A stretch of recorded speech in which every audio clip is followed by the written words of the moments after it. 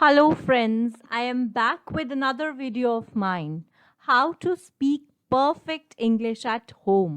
At home? जी हाँ, आपने बिल्कुल सही सुना. After all, just like charity begins at home, practice also begins at home. अगर हमें बाहर वालों को perfect English बोलकर impress करना है, तो we will have to begin the practice at home. And this video I made enjoying the rain. Enjoying the rain, yes. बाहर बारिश का मजा लेते हुए मैंने इस वीडियो को बनाया है. राइट? अब जब बारिश होती है तो हम लोग क्या कहते हैं? Rain is coming, rain is falling. Rain is coming, rain is falling. Does rain have feet? क्या बारिश के पांव होते हैं कि वो आएगी या आकर गिर जाएगी? No, these two expressions are absolutely wrong. Rain is coming, rain is falling. और मुझे पता है हम लोग इसको बहुत ज़्यादा यूज़ करते हैं. Actually, we should be saying it is raining. It is raining. Yes, it is as simple as that. It sounds simple and it is simple. It is raining. Rain doesn't come. It rains. Right? अगर बाहर हल्की बारिश हो रही है तो आप ये भी कह सकते हैं it is drizzling outside. It is drizzling outside. और अगर बाहर बारिश बहुत तेज हो रही है तो आप कह सकते हैं it is raining quite heavily. It is raining quite heavily. वैसे it's raining cats and dogs ये तो सुना ही होगा. It is also use for heavy rain. जब बाहर बहुत तेज बारिश हो रही होती है तो हम कहते हैं it's raining cats and dogs. लेकिन आम बोलचाल की भाषा में in daily conversational English we don't use this expression. हम इस एक्सप्रेशन को यूज नहीं करते. It's raining cats and dogs. We should simply be saying it's raining quite heavily. और अगर बहुत तेज बारिश है जो आती है और एकदम से चली जाती है, then you call it a downpour. So you can say oh what a downpour. ओ कितनी तेज बारिश हो रही है. What a downpour. तो ये हो गई बारिश की बात. और अब बात करते हैं बारिश के मज़े की. बस आपको ये याद रखना है कि rain doesn't come, rain falls. So it rains, it drizzles, it rains heavily and we enjoy the rain. कैसे? जब मज़ा लेना होता है तो हम क्या कहते हैं? We will do fun. This is also a very common expression that most of us use. We will do fun. अरे how do you do fun? We don't do fun, we have fun. हाँ जी, we will do fun wrong expression है. In fact इसका कोई मतलब ही नहीं है. हमें कहना चाहिए we will have fun. We will have fun. हम मज़े करेंगे. ऑब्वियसली बारिश में मज़े करेंगे. और वी कुड सिंपली से, बहुत ही simple, we will enjoy. We will enjoy the rain, we will enjoy the party, we will enjoy the movie. हम बारिश का मज़ा लेंगे, हम मूवी का मज़ा लेंगे, हम पार्टी का मज़ा लेंगे. Right? So we will do fun is a big no no. होना चाहिए वी विल हैव फन या फिर we will enjoy. We will enjoy, हम मज़े करेंगे, या फिर we will enjoy the rain, we will enjoy the movie, we will enjoy the party. हम इनका मज़ा लेंगे. वेल, बच्चे तो सिर्फ बारिश में भीग कर ही बारिश का मज़ा ले लेते हैं, लेकिन बड़े मज़ा कैसे लेंगे? ये बनाकर फ्रिटर्स. सरप्राइज्ड? वेल, पकौड़ों को इंग्लिश में फ्रिटर्स कहते हैं.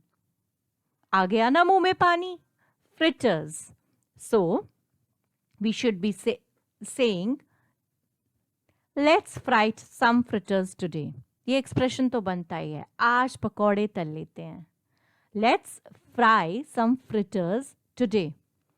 वैसे हम ये भी कह सकते हैं let's enjoy fritters with tea today. Let's have fritters with tea today. यानी आज चाय के साथ फ्रिटर्स का, पकौड़ों का मज़ा ले लेते हैं. या let's have fritters with tea today. आज चाय के साथ पकौड़े खा लेते हैं. Or will you please prepare tea along with fritters today? Will you please prepare tea along with fritters today? So, चाय के साथ आज फ्रिटर्स भी बना लेते हैं, चाय के साथ आज पकौड़े भी बना लेते हैं, राइट? नाउ पकौड़े तो आपने बना लिए और उसके बाद किचन देखकर आप यही एक्सप्रेशंस देंगे ना, देखो किचन कितनी गंदी है, look what a mess the kitchen is in. देखो किचन कितनी गंदी है, look what a mess the kitchen is in. या फिर ये भी बनता है, पकौड़े खाने के बाद हेल्प तो बनती है, सामने वाला मांग भी सकता है, help me clear the kitchen, help me clear the table. यानी अब ये किचन की सफाई और टेबल की सफाई में मेरी मदद कर दो, तो आप कह सकते हो कि मैं किचन क्लियर कर देता हूँ, मैं टेबल क्लियर कर देता हूँ, which means I clear the kitchen for you, I clear the table for you. और इसका मतलब है कि किचन की सिर्फ सफाई या डस्टिंग करना नहीं, किचन का हर सामान या टेबल का हर सामान उठाकर अपनी जगह पर रखना, that's called clearing the kitchen or the table. So, the mess in the kitchen has been cleared and the everything is spick and span. But what about the sink? जहाँ आपने क्लियर कर कर उन डिशेस को डाल दिया है, बर्तनों को डाल दिया है, वो भी तो धोने पड़ेंगे ना, तो उसके लिए आप क्या कहेंगे? I'll do the dishes.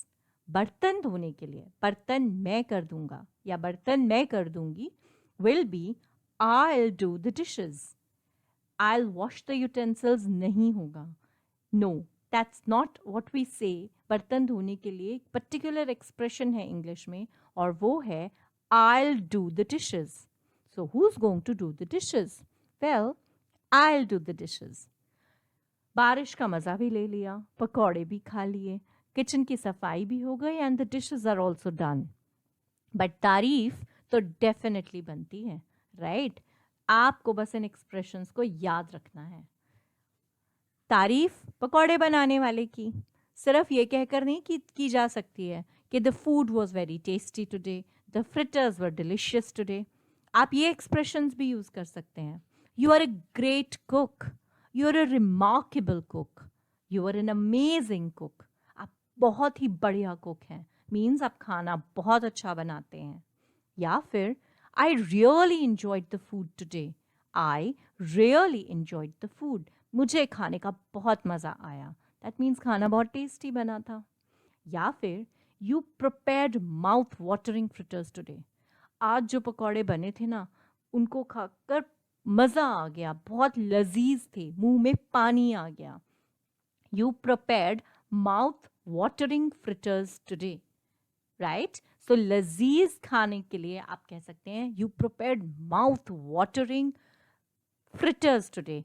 Food की जगह माउथ वाटरिंग हम स्पेसिफाई करने के लिए यूज़ कर सकते हैं। You prepared mouth watering cakes today, you prepared mouth watering kheer today, you prepared mouth watering pudding today. So ये तो हो गई पकौड़े बनाने वाले की तारीफ। But if you liked my video then please don't forget to like, share and subscribe my videos so that I can bring you some more. Bye bye.